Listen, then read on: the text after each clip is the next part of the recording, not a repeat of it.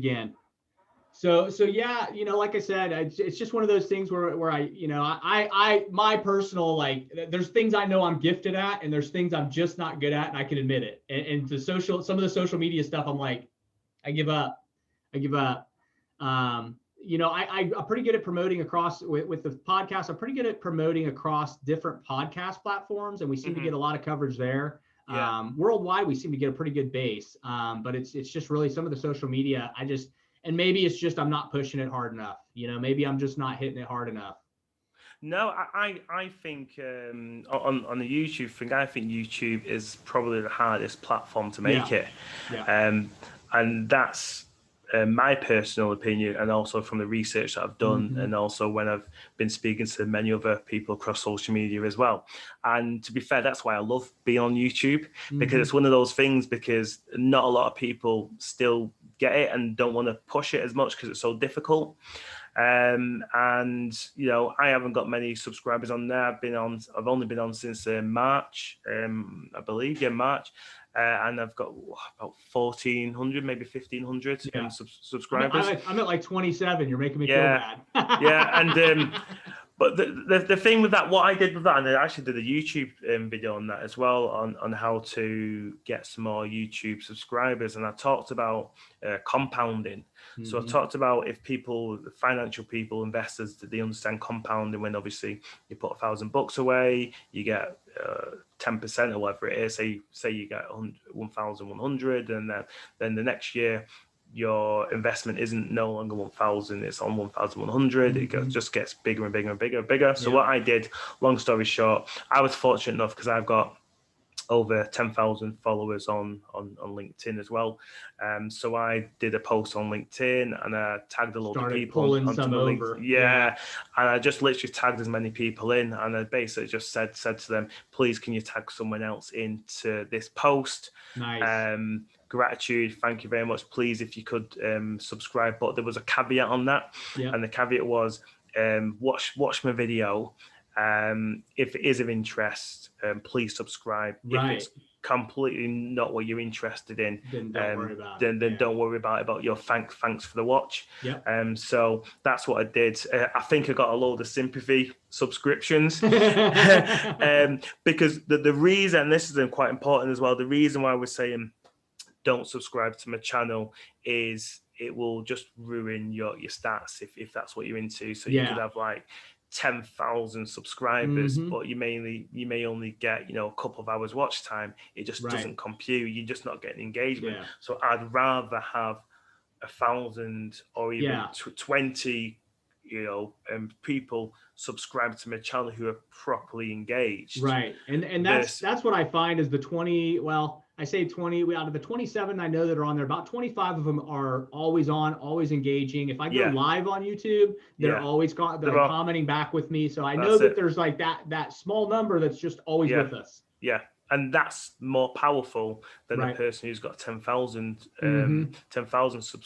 subscribers, and with low engagement. That's so much more powerful, because then all you need to do with those people who are going live is just ask those guys, if you've got those fan base, ask them to please send a comment, network out, and have that communication. Because then what happens is the algorithm, that dreaded bloody algorithm, is literally like alive. And once it starts seeing movement, then it goes, okay, this channel has only got 20 odd views or 20 odd subscribers, but they've got so many comments. We're going to push this content out to more people. So the way you need to see it is like a tap.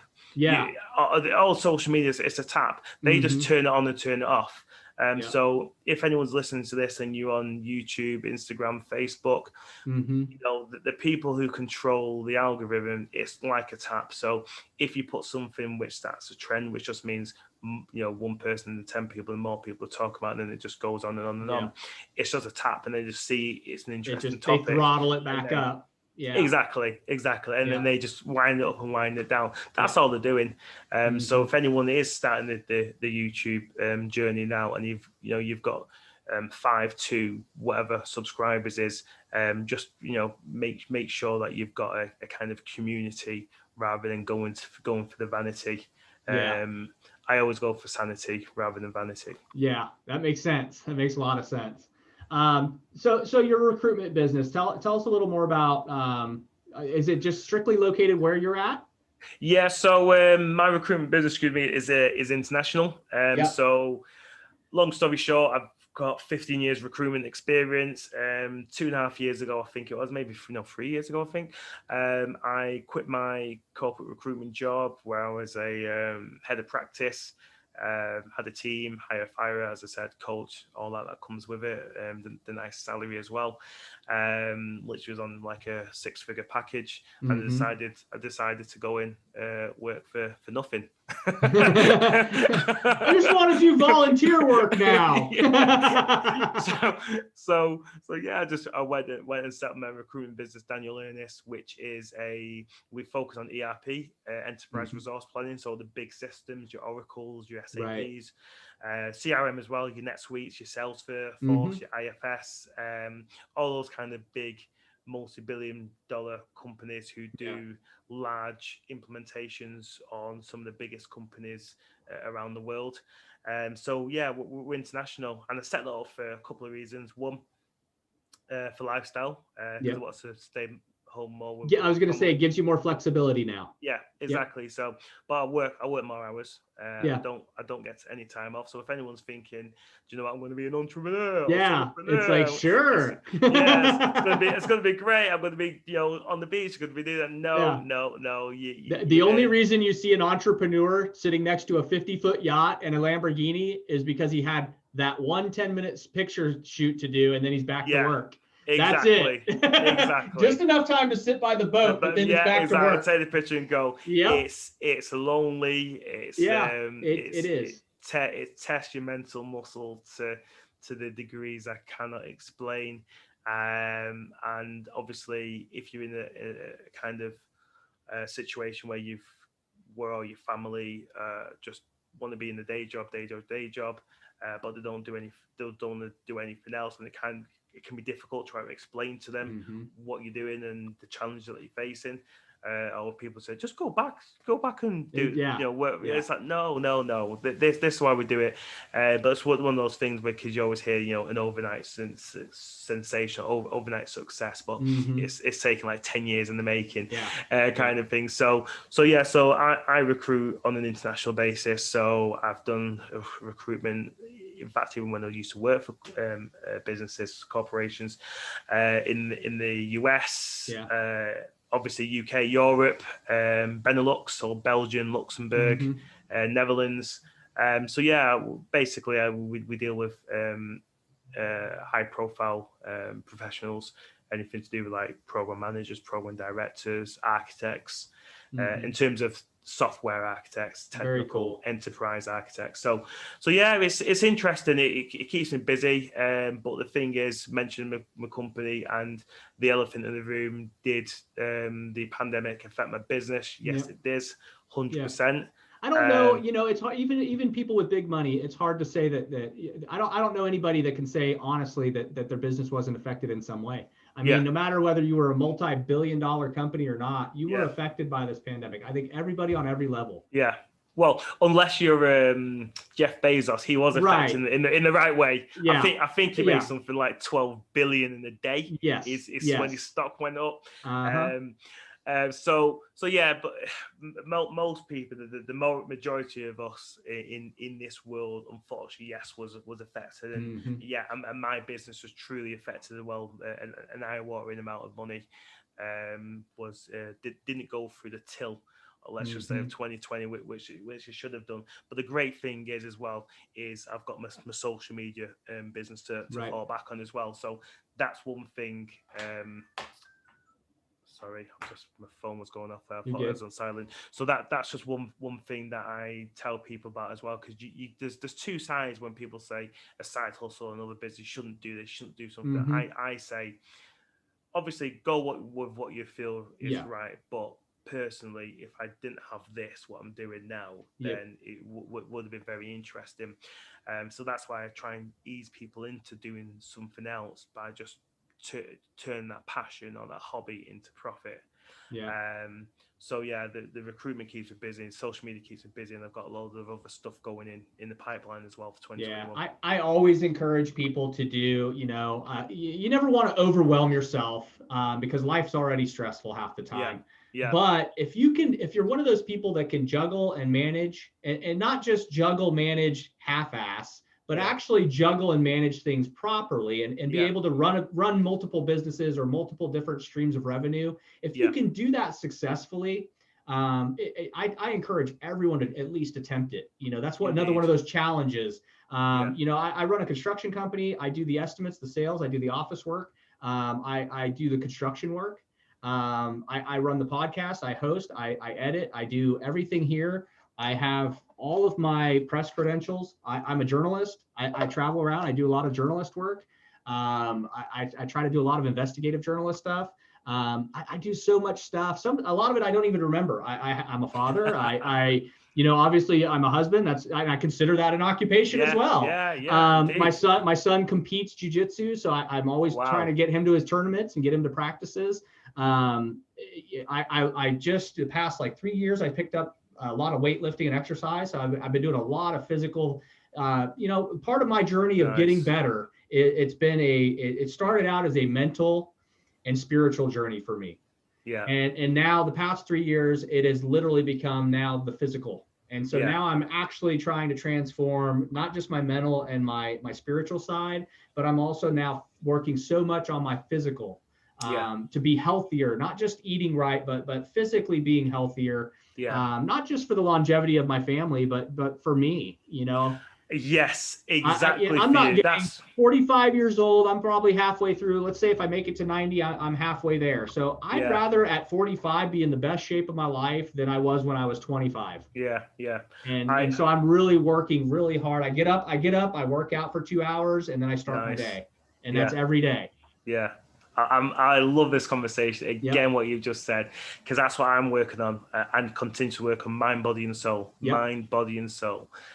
So when I'm in the morning, I do something called box breathing, which is just very simply, if anyone doesn't know what it is, it's very simple. You breathe in for say 5 seconds, hold it for 5 seconds, and then breathe out for 5 seconds. It's controlling your breath. It's very, very powerful. If you do that maybe 5-6 times, I do that in the morning. I do my affirmations. I do my focus work. And I do a lot of meditating as well throughout the day.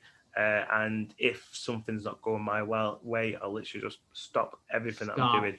And do it. Meditate. So I completely agree with you. And again, on the body side as well, I did a 3-day water fast. I think it was in July or August.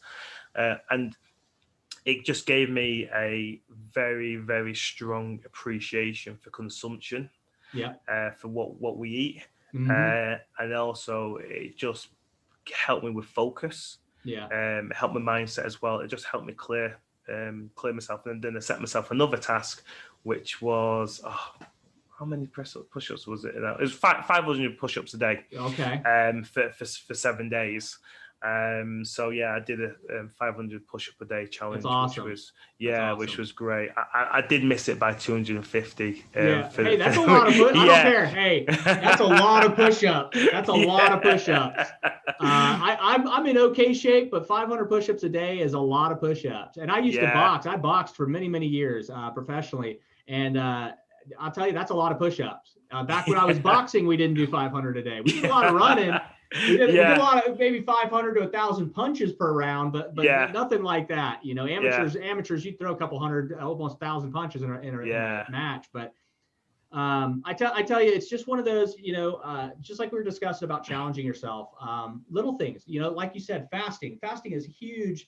Not just something as a Christian or spiritually that you do, but people, it's become more trendworthy for people to just do it in general, just doing fasting now as a whole. And you don't really find out, it helps you learn a lot about yourself, I guess. Yes. Because when I've done it, and my wife will tell you, I'm a huge eater. I love food. And I get grumpy if I don't eat. I got to have a scheduled eat. I got to, I think it was last year I started when I was working out really hard and I was hitting the weights really hard. And I started this basically bodybuilding diet. And it was the training diet you do before the show.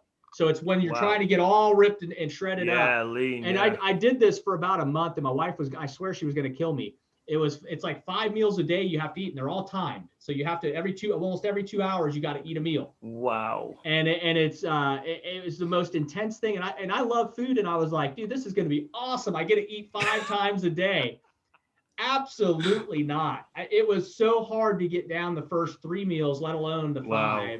And then the reverse of it is I ended up fasting that year as well. And I was just like, man, I'm going from opposite spectrum, but I'm learning so much about myself. I may love food, but I can't eat 5 meals a day. I may love food, but I can fast. Yes. I can make it through it. Yeah. And it helped, calm, and you realize like how your body, you get in tune with how your body's energy levels are. And it's like, yes, I don't have the nutrients I normally do or what I'm normally putting in my body, but I can also learn to idle myself down to a more calm state. Yeah. And so I learned a lot doing the fasting, but these little challenges, there's people that are like, well, I don't have the money to do this. I don't have this. I can't do this because they have reasons why they can't do something. I call it an excuse. Yeah. But there is little challenges you can do, and everybody can pick something and try it. Yeah. Walking, a lot of people, it's just like, get out of the house for some exercise. A lot of people have been cooped up because of the pandemic. Yeah. Go outside and walk your block. If you're allowed, don't get in trouble. Don't get arrested. Yeah. If you're allowed, go outside and walk around your block. Start with 1 time around, next day do 2, and just challenge yourself each day. Indeed. That's what it's about. We got to get healthier. People got to, as a society, it's not just about us gaining.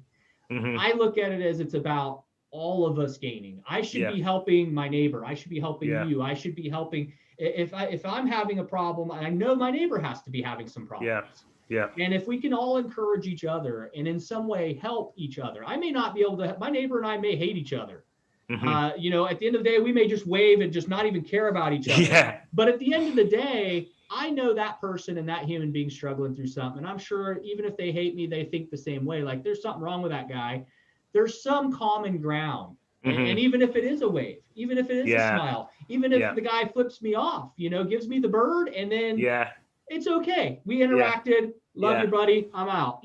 But you've got to realize, like you mentioned earlier when we were talking, we're all on this ball. We're all on this planet together, and life is short. Yeah. And life is so short. Are we just going to focus on ourselves and just our immediate family and friends, or is it a bigger picture than that? And then at the end of the day, when our daily legacy's up and our lifelong legacy, how did we impact the world? I know I work to impact my family and my personal stuff every day, but how am I impacting the entire world? Indeed. And it's pretty strong, because I'd like to believe when I die, somebody in the UK knows me. Yeah. Maybe they've heard my voice. Maybe they've heard that, hey, there's some weird dude in Oklahoma who's trying to preach some positive stuff over here in the UK. And to me that really is important. And it's not that it's important for me and my ego. It's important for me to know that somebody on another side of the world knows there's people on this side of the world that care about them. Yeah. That want better for them. Indeed. Yeah, and like you're saying, again, I put it down to the energy side as well. So you like both of us having this conversation, we're putting out this positive energy, and this will be archived for decades, maybe centuries.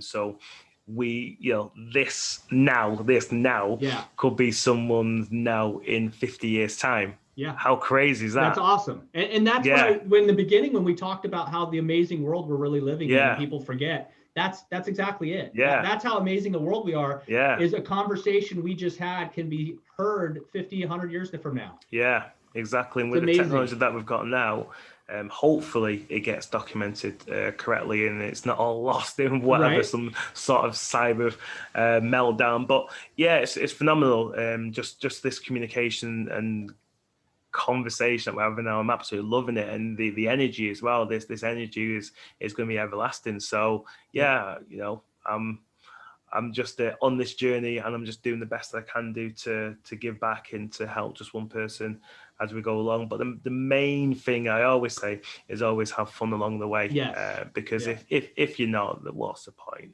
If you're not enjoying what you're doing, then what's the point?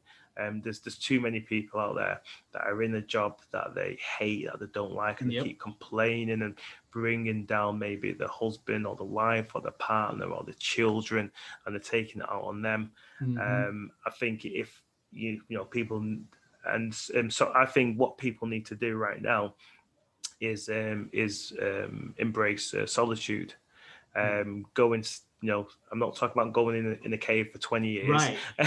I'm just saying, just go and have your quiet space for maybe half an hour, sit down and just reflect, leave your mobile phone, leave any distractions, and just sit down somewhere. It could be, again, if you're allowed to go out, it could be in a quiet part of the park or forest or wherever it may be. It may just be in your house, maybe in your bathroom, you know, just sit down there. If you've got a family, tell your family, I'm having 30 minutes to myself. Do not disturb me for 30 minutes, and just sit down and just reflect and think, what do you really want? You know, 2020 has been a challenging year for many. What do I want for 2021? How can I better myself? How can I improve myself? What do I want? What do I want for me? Like you said, you need to do it for yourself first, because the thing is, if you just want to do it for your family and you neglect yourself, then you're going to neglect your health. You're going to neglect your mindset. So you need to build yourself up. You need to build up your mind, your body, and your soul for yourself, and then you can help others. It's just like many sayings have been said that, you know, you can't go and help the sick if you are extremely sick yourself. It makes it a lot difficult. You can't go and, you know, give financial aid to people around the world if you're broke yourself. You need to build up your finances. So you're not going to be you're not going to be the best help to your family if you're not in the right stage of your mental frame of mind or your physical or your financial. So I'm not saying you have to have it all 100% right, but it's more about the awareness of where you're up to and how you can get better at it. Yeah, I love your outlook on just having fun with things. You know, my grandfather, that guy worked. He retired from GT. He worked his whole life. He was in the Korean War. Just a real good guy. At the end, he ended up dying of cancer. But one of the things he told me one day when we were out in his shop working, he was always teaching me woodworking when I was young, and so we were out there. He was teaching me. We were building a cabinet or something out there, and one of the things he said to me is like, you know, I've got this far in my life, and I've worked for other people, and I've worked for GTE, and I've done all these things in my life. And he's like, I don't know who I am. I've never had time to get to know me, because I've been too busy working for them. And I'm too busy working for your grandma, and I'm too busy taking care of our family.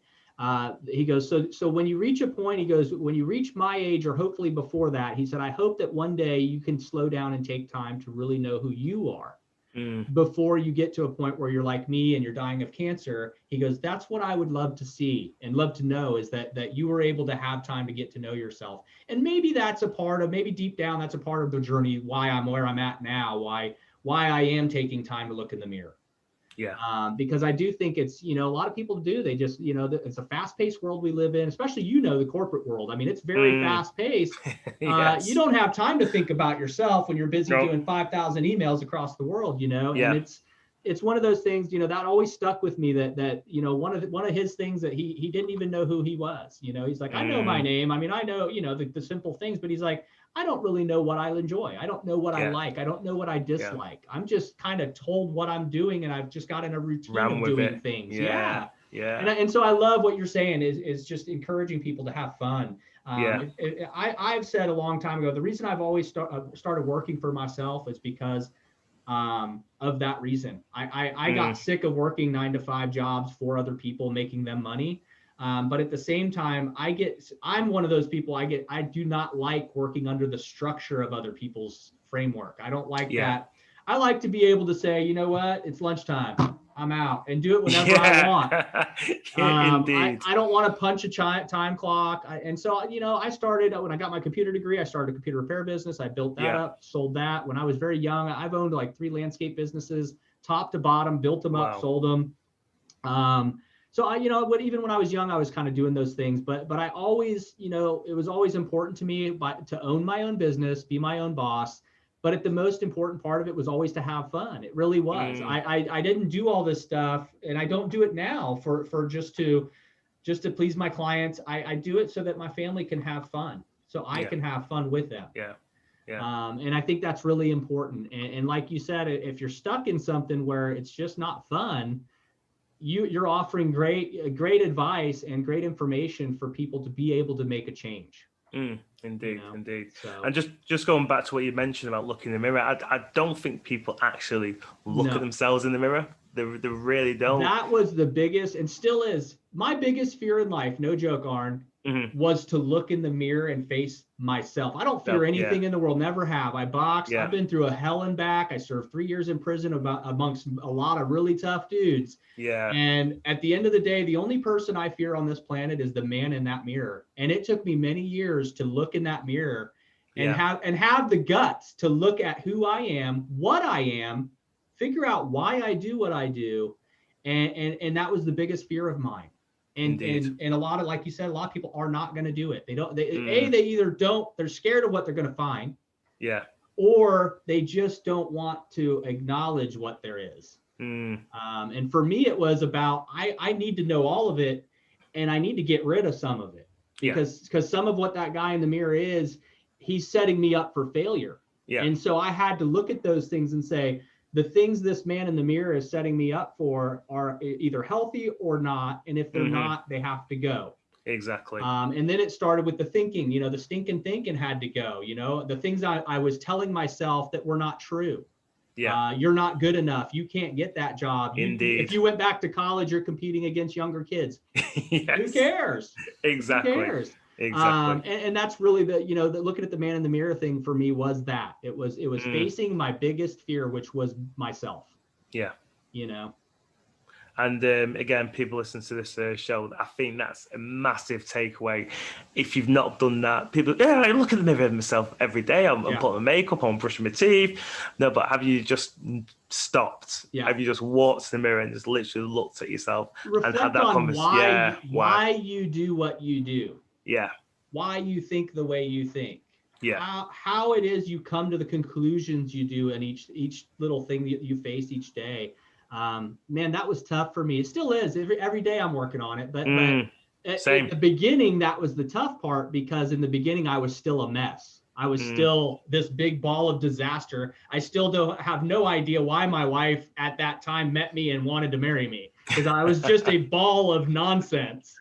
And either she didn't see it or she saw something I didn't.